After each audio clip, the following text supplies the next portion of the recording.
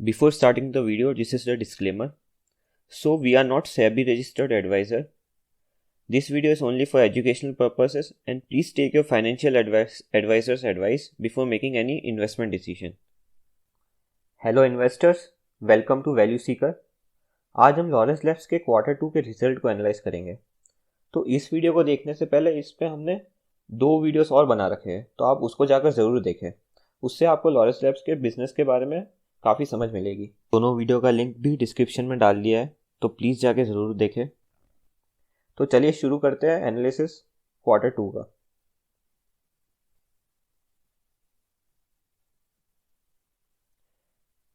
तो Q1 FY22 में revenues थे 1279 करोड़ और Q2 FY22 के रेवेन्यूज़ हैं 1203 करोड़ और सेम क्वार्टर लास्ट ईयर के रेवेन्यूज है 1139 करोड़।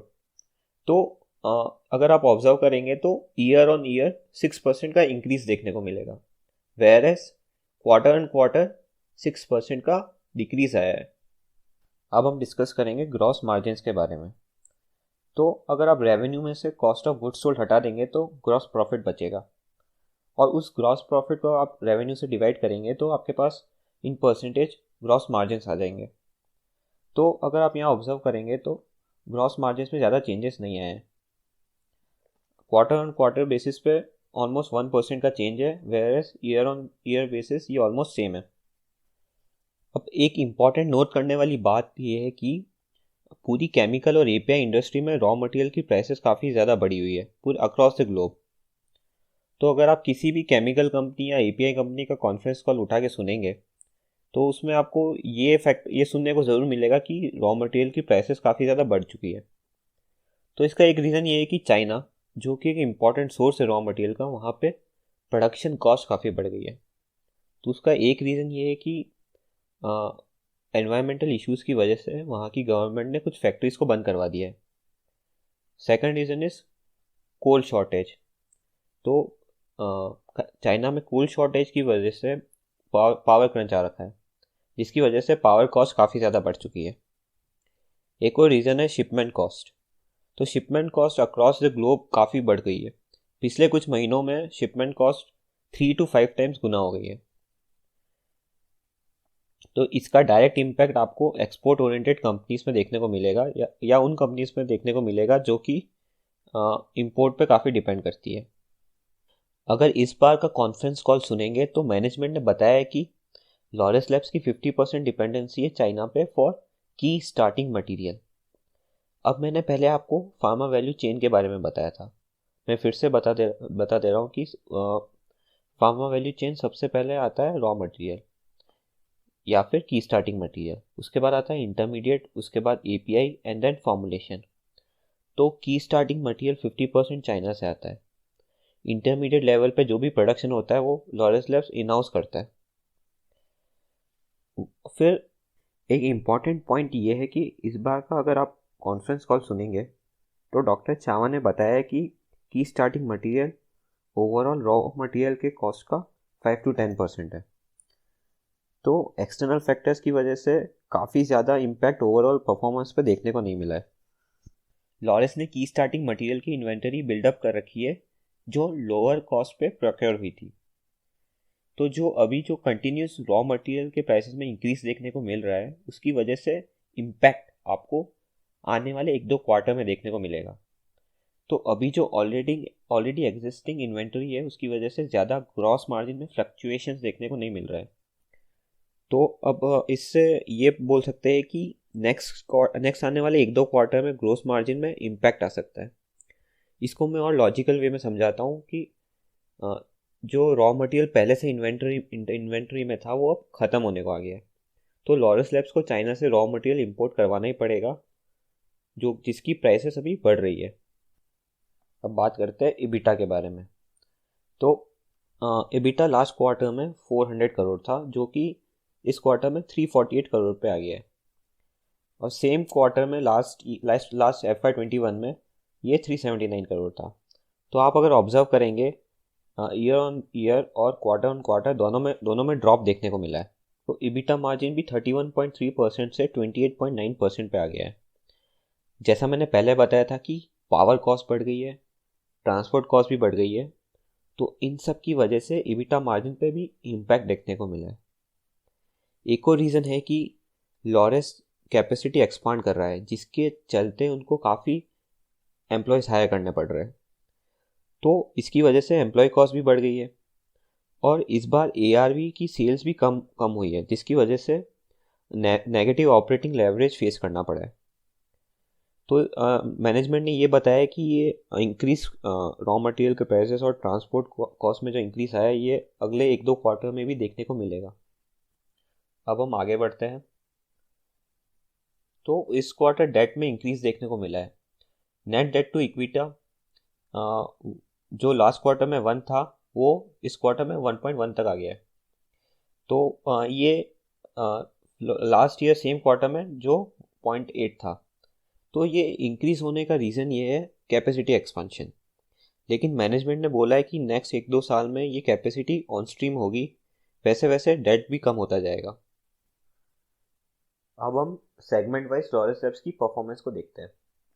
तो जैसा मैंने अपने पिछले वीडियोस में बताया था, लॉरेस लैब के 4 सेगमेंट्स हैं: फॉर्मुलेशन, API, CDMOs और लॉरेस बायो। तो सबसे पहले हम फॉर्मुलेशन के बारे में बात करेंगे।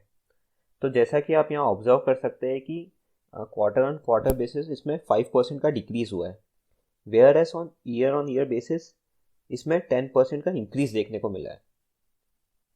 फॉर्मुलेशन में लॉरेस कैपेसिटी एक्सपांड कर रहा है from 6 billion tablets to 10 billion tablets.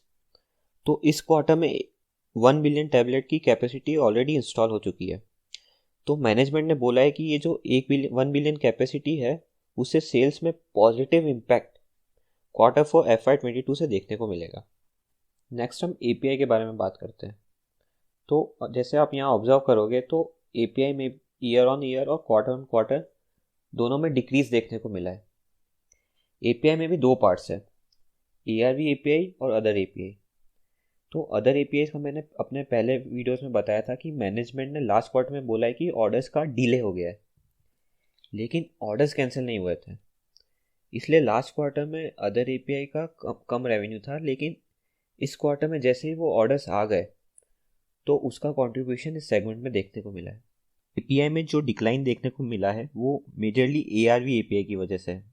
तो इसका रीज़न ये है कि कोविड के टाइम ARV की शॉर्टेज बढ़ गई थी LMIC कंट्रीज़ में, यानी कि लो मिडिल इनकम कंट्रीज़ में।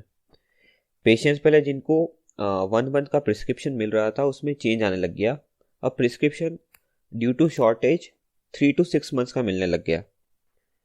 तो उस टाइम पे ऑर्डर्स ज़्यादा आने लग गए, जिसकी वजह से कस्टमर के एंड पे इन्वेंटरी पाइल अप होने लग गई। तो हम देखेंगे कि कोविड के टाइम पे ARV की सेल्स में जंप देखने को मिला था।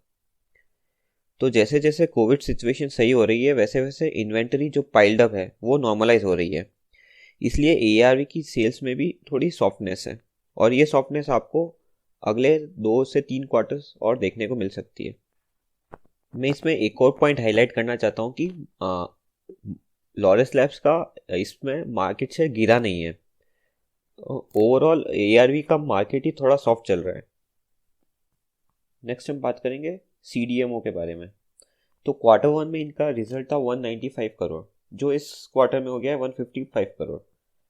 तो सेम क्वार्टर लास्ट ईयर में ये था 116 करोड़। तो ईयर ऑन ईयर इसमें 34% का इंक्रीज देखने को मिलेगा, वेयरएस क्वार्टर ऑन क्वार्टर 21% का डिक्रीज हुआ है। तो इस सेगमेंट में एक बहुत ही इंटरेस्टिंग डेवलपमेंट हुई है। लॉरेस ने अभी एक मल्टी ईयर कॉन्ट्रैक्ट साइन किया है एक ग्लोबल लाइफ साइंसेज कंपनी के साथ CDMO स्पेस में।